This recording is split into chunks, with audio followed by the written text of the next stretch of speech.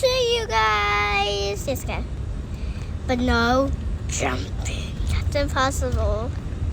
We can't jump in. We're going to be in the blue one. Starting now. Okay, come. This is so easy, but we can't jump.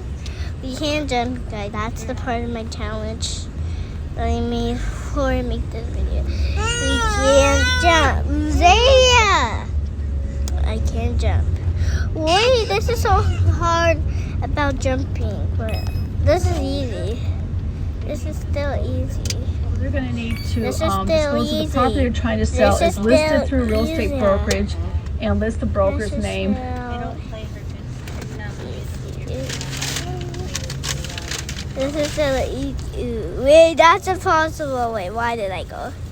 It's a bull. And the address. And the reason for this is the seller's going to want to know, hey, is your house listed yet? Or do you still have to go back and follow through that whole process? Because that could be a 2 or 3 week process depending on, getting it listed, getting the comps in, getting photography and getting that into the MLS. So that's going to add on time. And so if it is listed and when it does list, you're going to want to know as the buyer, your buyer's agent, okay, from their agent of where they're from, is okay. Need to know, who you have it listed with, and like the broker's name and address, because you want to keep in contact with that agent and make sure how things are going with them. So you're not just going to say, okay, I've got your name and address of your agent from wherever you're selling your house. You're going to have to actually have contact with that agent, because that's going to be up to you to keep keep everybody in the loop of what's going on with that house, because it ends up being a domino effect. I can jump. So if the house, your buyers have a sell I can jump. they want to buy this house, but your sellers, I that can seller's jump. also I moving can on. So jump. everybody's I got to can keep in jump. contact. So it's very important I was when they're joking, listing you their house or guys. have their house listed What in is that bad about contingency, that you know joking? who it's listed with, so that you can keep in contact with that agent and find out how the market is and what's going on with the home. So like I said, and if it's currently under contract, now that's the best scenario. If they come to you and say, hey, our house is for sale, it's actually under contract in escrow. So that's going to be better if it's going to be contingency, that seller It's that not you're the going to same present this to. So like I say, oh, it's already in contract, it's going to close in a couple weeks, we'll take that. Yeah. That's even better. But Okay, you do want to know it's currently under contract, and then you're going to want to know, who the escrow officer is. I and so think. forth. Oh wait, that was Contact so the easy to officer. Hey, find. that buyer's docs and It's what's going on 20. there. So make sure you're always in It's 20 contact with though. somebody. Get all the information Wait, on this I'm house really that's being right sold, here. the contingency, so that you can keep it moving.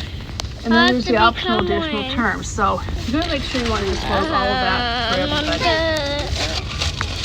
Oh no. So I'm just gonna when the leave buyer's it. property is currently under contract. That Okay, is, I don't they wanna say be they have, in one it's contingent upon our anymore. house selling. It is under contract. And then our addendum for that, the sell Not one contingency, anymore. that they have to sell the house. The buyer must disclose the acceptance date, the due diligence date deadline, finance and appraisal deadline, and the settlement date. No extension on these deadlines should be made without prior written notice. So if my buyers say, okay, I've got my house for sale up, somewhere else, and I think they that's disclose all kind this of good. information, and something happens Oh, with their that was house so up there, easy. it needs to be extended doesn't- or something, Oh, wow. something's going on with that appraisal Can or I their get home it? inspections. You need No, to I know can't. that, because you really don't, you don't want to. I don't know if so it's going to let you know. That's going to make you have to get extensions and changes to your contract. And so it just keeps on rippling. So usually no extensions on these deadlines should be made without consent. Well, obviously it's not should be. There's no extensions or anything made without both parties agreeing, the seller's okay of that. And like I said, the seller, they're already taking a contingency. So I if see something one, I happens see and you one. need to extend it, that's going to be pretty bad, because to extend it out any further, you're going to have to go in pretty humble and have some other ways to maybe work it I out. see a giant one. Oh.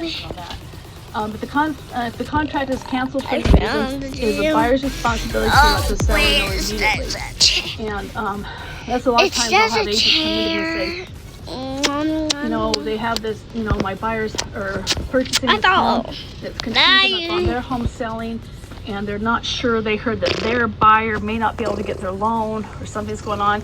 Should I let the seller's agent know? Of course you should. Don't wait. Like, should I This wait is for so another week to see hard. what happens? No. let them know immediately up front, because the sooner the better. If they need to move on, a week can mean a lot in somebody's life, on whether they're selling their house, putting it on the market, taking it off the market. So the sooner you find out about something, talk to the seller, their agent, let them know so they can make decisions and everybody can be in there and get it done in a timely manner. Like I said, if you let a few days go by, sometimes that's a lot of money to people. Now, if the buyer's if the buyer's property is not under contract, that's just going to be a little bit different. You're going to do the buyer shall provide a date by which their property will be under contract. So they need to do some homework. They've got to go home, find an agent, talk to their agent, and get it listed. Or if it is listed, they're going to have to say, okay, we've really got to push this. We've got to get it under contract. So they've got to do some guessing. What day are we going to get that house under contract? What are you thinking? So they need to put a deadline. So, their agent says, okay, gosh, it's been on the market for 2 weeks. Maybe we can have it under contract in 25, 30 days, or maybe 2 weeks. You got to find that out and let the seller know. If the buyer has entered into a third-party contract, but it said deadline, the seller and the buyer may cancel. May cancel providing written notice no later than 4 days prior to the settlement date. So the thing is if you're getting down to that wire and you're not going to be able to sell that house, your buyer's not going to be able to sell their house, you need to let them know not the day that your contract's supposed to close or that contingency's supposed to be met. You need to let them know at least 4 days prior, hey, this hasn't gone, we need to cancel. You just can't keep waiting and waiting. So get that canceled, at least the 4 days prior to the settlement date.